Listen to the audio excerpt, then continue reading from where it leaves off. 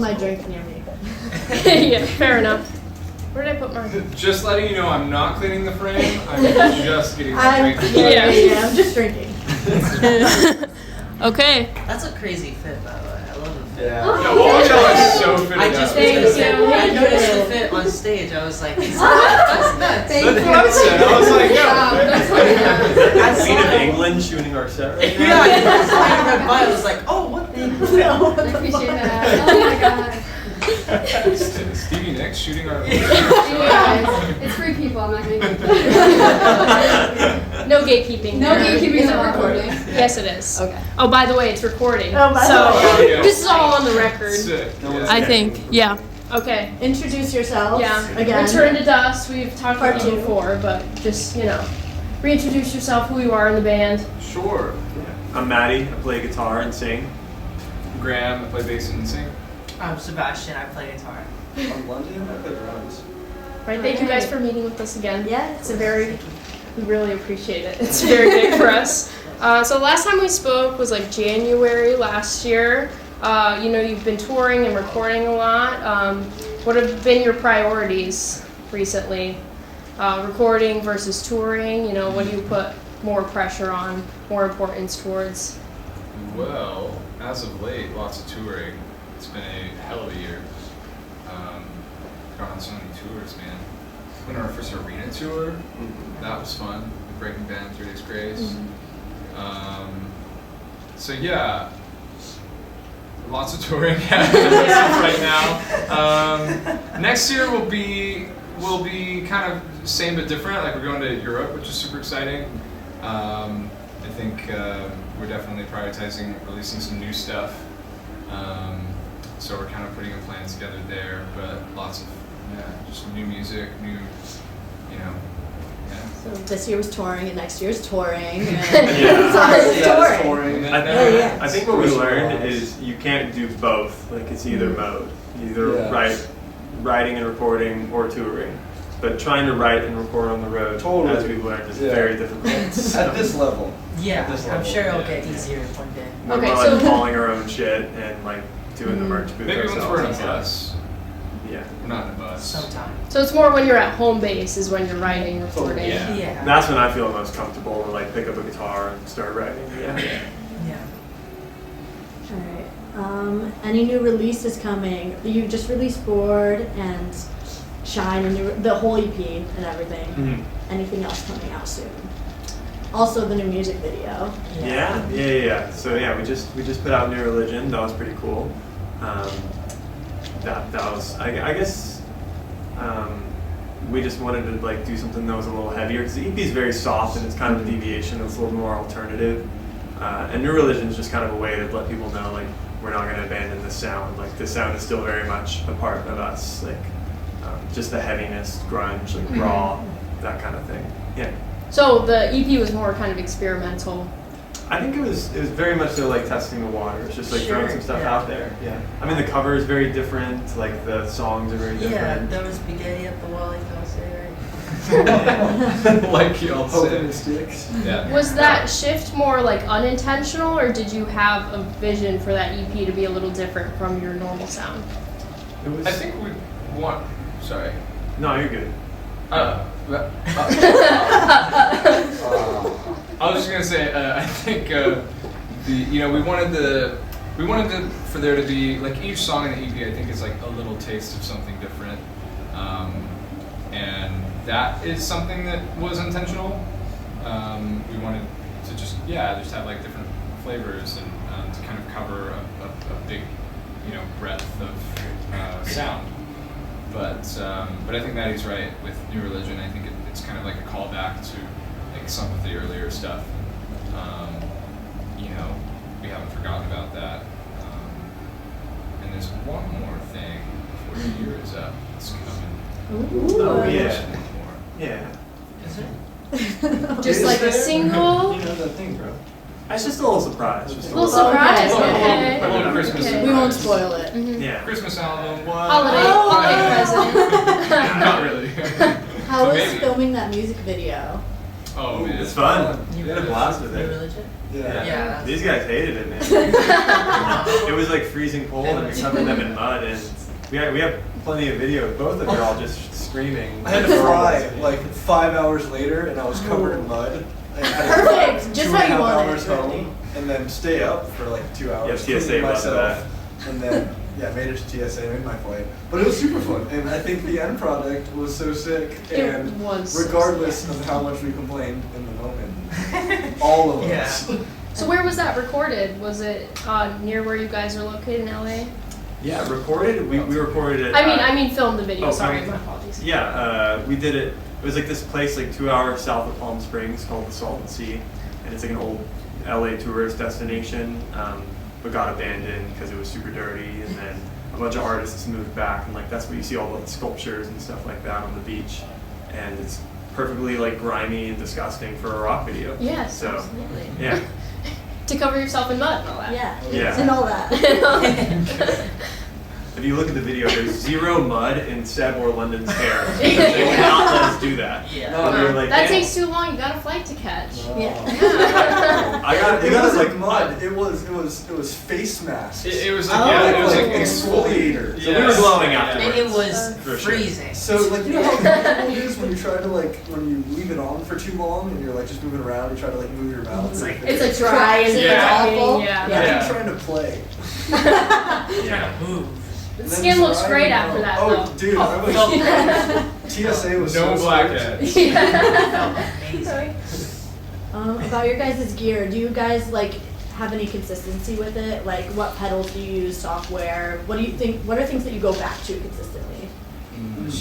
Real pedals and amps always. Yes. That's a must. Yeah, none of that amps and Instruments, shit. yeah, none of that software shit. Real drums. Yeah. Yeah. I feel like personally, I have like the PRS. I'd like to stick with that, and then Mesa because that's just a combo that in my head since I've been a child has always worked. And I don't know why I veer away from that. And then pedals, I have like a pedal board now, and maybe one day I'll add to it. But right now it's fine. It does its job, and I don't, if it ain't broke, don't fix it. Were you using any different gear when you were recording your EP that sounded a little different than your normal? Yeah, our Oh. producer's got. Well, our producers Well- got like totally different stuff. The stuff that we use live and the stuff we use in the studio is pretty different. Okay. Just because in the studio it's like contained, we Yeah. use a little bit like.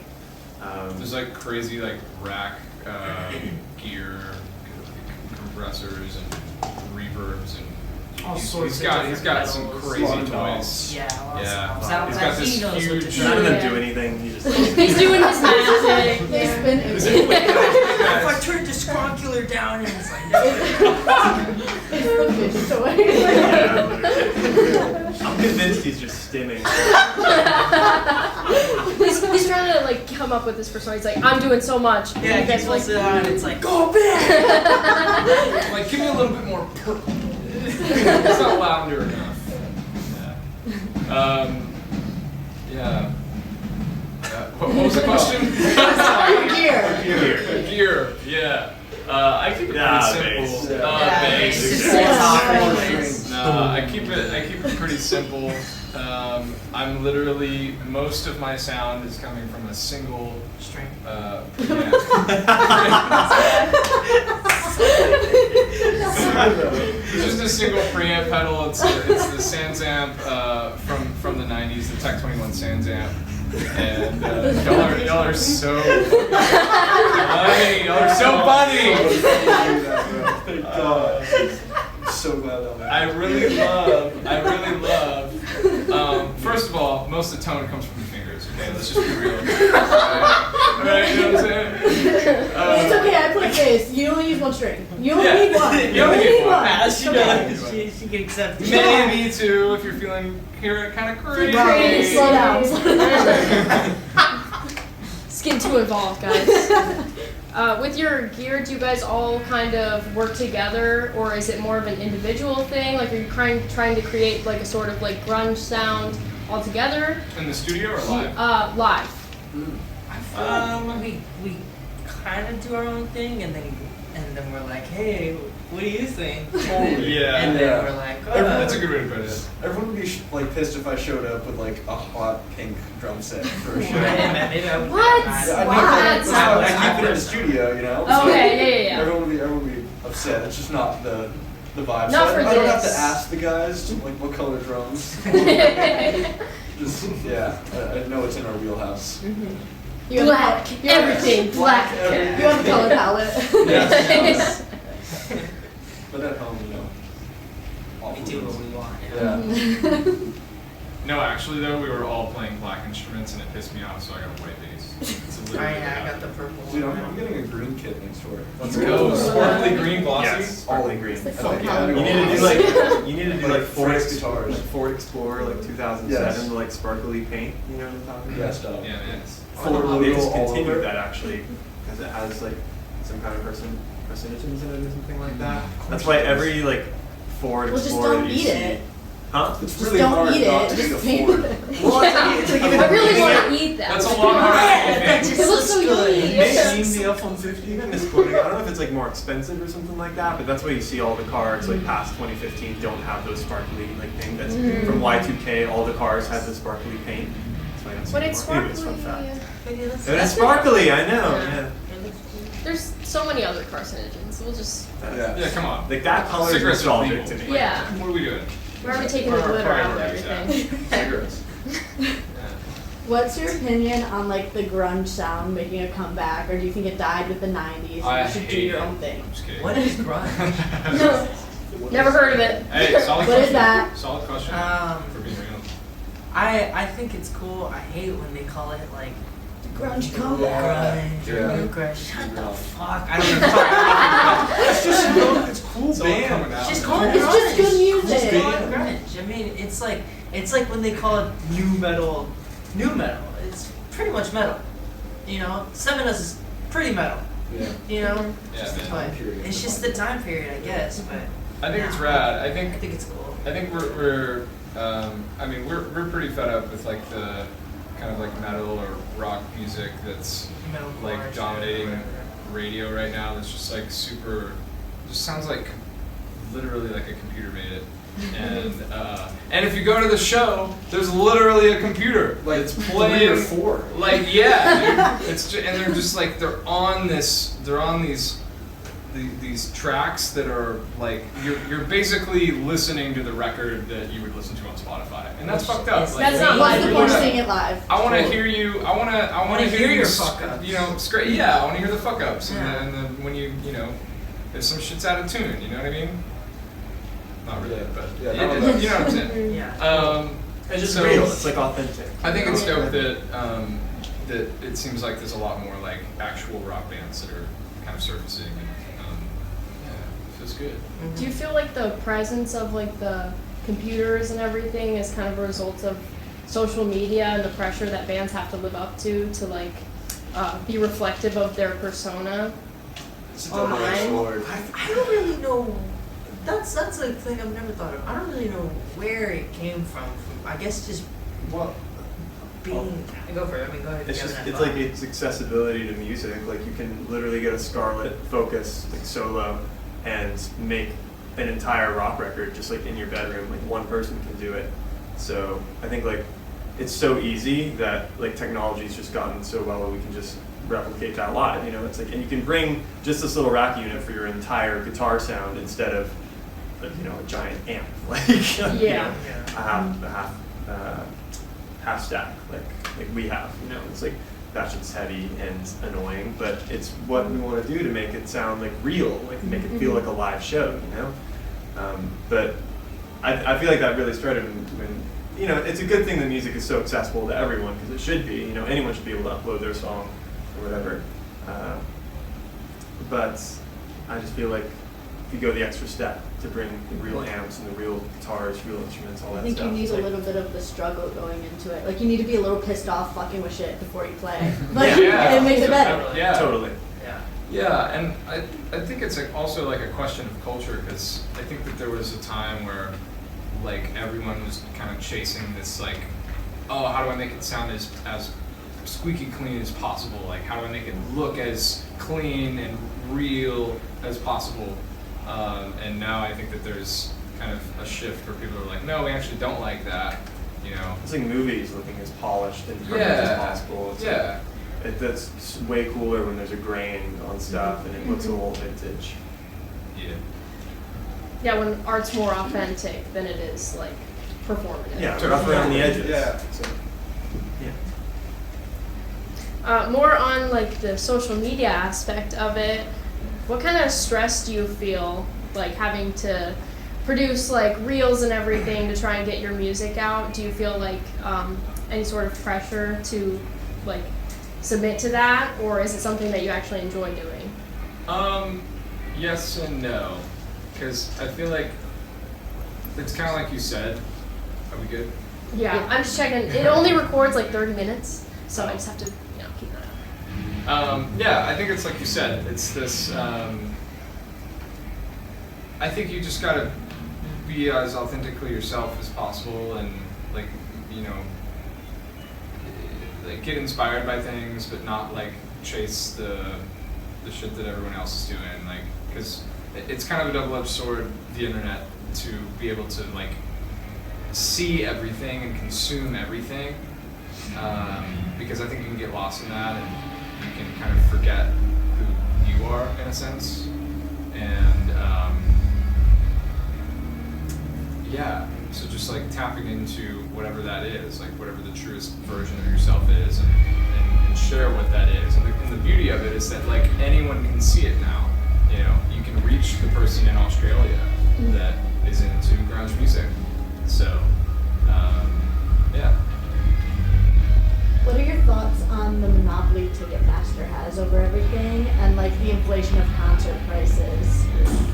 Yeah. Okay. I think the economy is already like really awful, and things are just so expensive nowadays. And it's like people should have that escape to be able to go see a concert for cheap.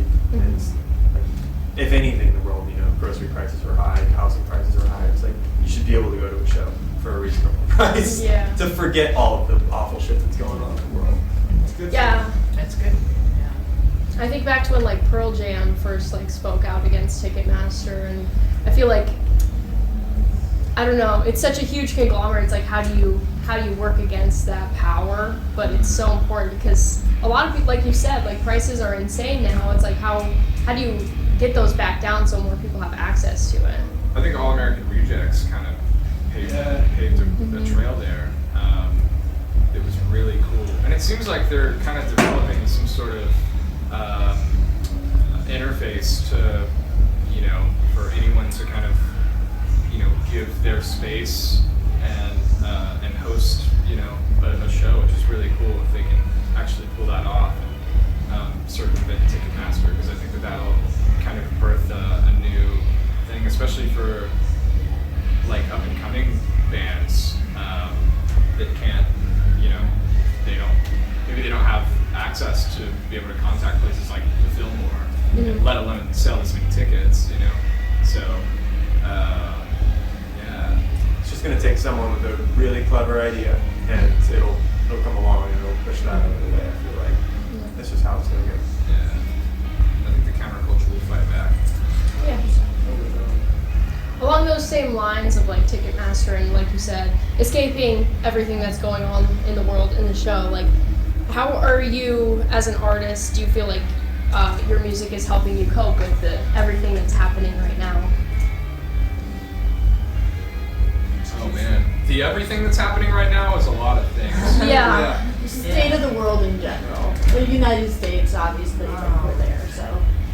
Yeah. I mean,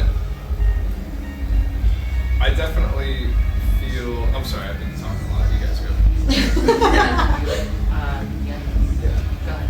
I think it's really cool that even with all the fucked up shit going on, and it's like extremely fucked up and the world sucks right now, that for a couple hours a night, people can come to a show and just like forget about everything. And for us too, it's a really big thing, part of it, at least for me, because there's always just like all that noise out there, and as soon as you go on the stage, it just all shuts off and you're doing your thing, and all you have to worry about is that What you're moment. doing. Yeah, being there.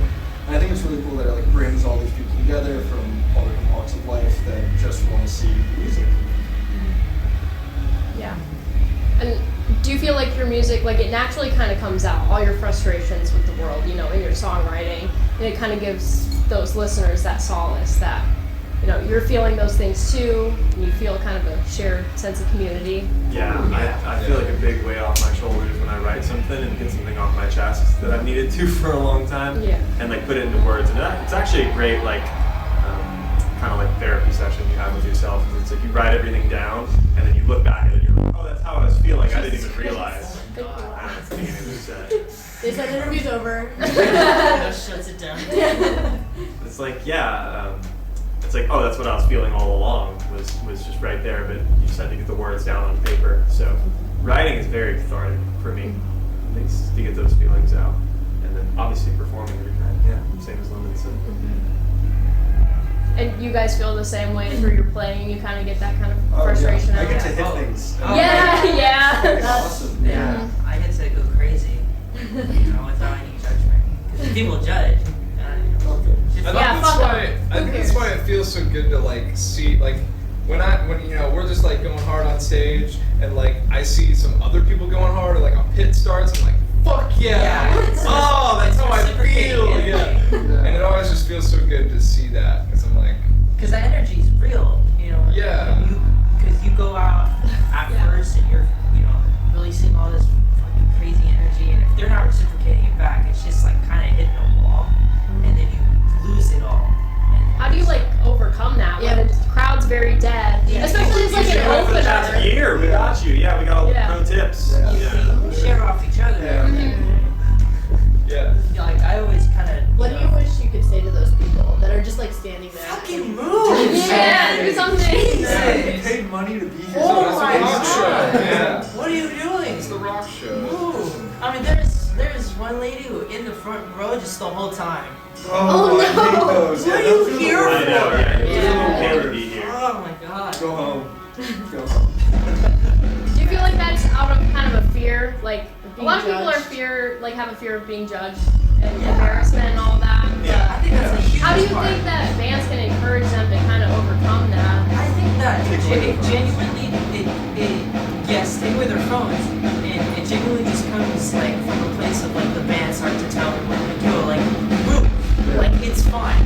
Yeah. You don't care, like, look at us up here. We're Yeah. doing, Yeah, they're going crazy. Thrashing. we're doing something fucking crazy. Like you can't even see my face half the time. Move. I'm excited to do our headlining tour because I feel like Yeah. that'll be a much better way for us to just like command people. You know, Mhm. it's like a bunch of lot of like older people out there. It's like they came to see the band that's headlining. You know, it's like for me to be like, fucking move right now, put your beer down, like Yeah. Put the phone like, down. Okay. They move in. I know. But I mean, when we play our own show and we have kids in front of us, that's gonna feel so good to have that energy reciprocated. We are giving it every single night, and it's not always as entertaining. Yeah. Along those kind of same lines, do you feel like you take account more like fan feedback or critic feedback when you see? Do you get a lot of reviews online or hear a lot from fans? What do you value more? I have an issue with like seeing one bad comment and just fucking ruining my whole day. Yeah. It's just how it is. I don't know. It's hard It's to. happened once. Yeah. And I told you guys, but I read one before a show, and like it stuck with me. As we were playing, I was like, that fucking motherfucker. No. That guy hated us. Yeah. But art is subjective. You know, you gotta, I can't imagine like being a band like you trying to ignore that, but you just have to remember it's not for everybody. Be there. Yeah. There's that one guy, but there's also 10 other people who fucking come to the merch and they're like, Yeah. you guys are great. That's what I try to think about. Is like it very much outweighs it. Like the positivity is so outweighs it. It's like Even everyone. if somebody seeing you live, they still pay to see you.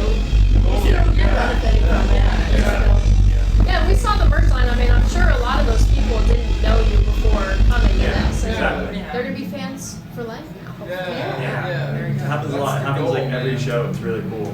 I'm just sitting behind the merch booth before the show, just like alone. And And then, then after we play, I'm like, long line. yeah. Yes. Discovery. Being in Detroit, like, I don't know if you guys have seen the city at all, being here or whatever, but like, what's your impression? What do you think about Detroit? Yeah, cool.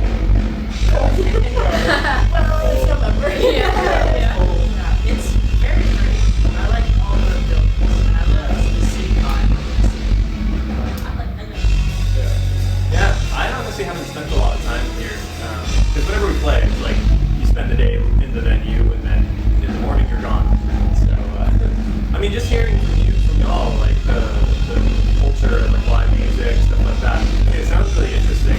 And like, I would love to spend more time here. But, yeah. We were hearing a little bit about the scene in LA, like the suburbs surrounding. Yeah. What is it like out there?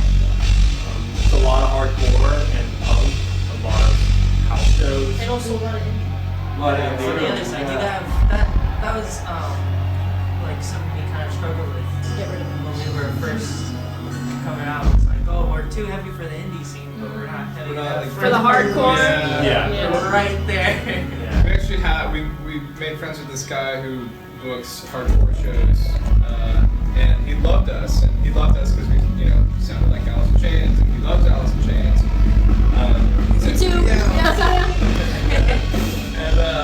And he would book us on these hardcore gigs, and we would play them. I could see like the hardcore kids, like they're like kind of vibing, they like didn't know how to move. They're like, I can't two-step to this. Yeah. What do I do? They're like trying to push people, but Yeah. wait, that's not. Yeah. They're like, I don't know how to fuck with this right now. Yeah. I don't know how to fuck with this. Yeah, so it's weird. It's like we definitely struggle with that. But that's anywhere. I feel like any band that you guys go and see like every weekend, they're all gonna struggle in their own individual way. It's Yeah, like, I feel like that's another problem with people not wanting to move. It's like you have to fit into a certain scene, but really it's You just don't. about You just gotta expressing move. whatever you're feeling in that moment. Exactly. Yeah. You don't have to two-step to a hardcore song. You can do whatever you want. You can do whatever you want. Yeah. You have freedom in spaces like that. Totally. How has your performance and stage presence changed as you've gotten bigger throughout the years? Like, are you more comfortable? More comfortable. Yeah. I do a lot of dancing now. we've played like over 150 shows or something at this point. Wow. So we're buttery. Anything else, though?